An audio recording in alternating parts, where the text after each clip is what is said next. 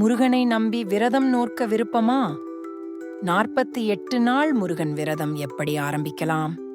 இந்த வீடியோவில் முழு வழிகாட்டியுடன் நீங்களும் வீட்டிலிருந்தே முருகன் அருள் பெறலாம்.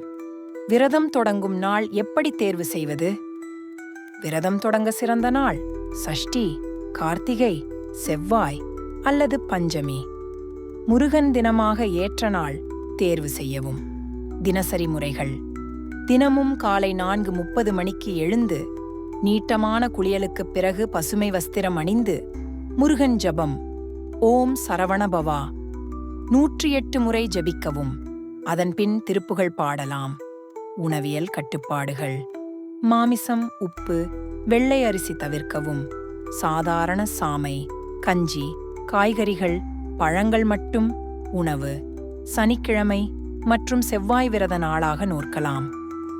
முருகன் வழிபாட்டு விதிகள்: திருச்செந்தூர், பாலாமுருகன், சுப்பிரமணிய சுவாமி கோவில்களில் தரிசனம் செய்து வழிபடலாம்.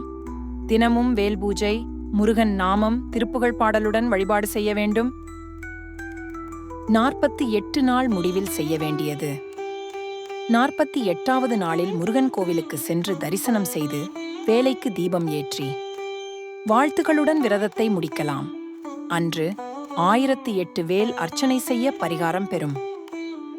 விரதத்தின் பலன்கள்: இந்த விரதம் மூலம் குடும்ப அமைதி, நோயின்றி வாழ்வு, தொழில் முன்னேற்றம், மனநலம் மற்றும் முருகன் அருள் உறுதியாக கிடைக்கும்.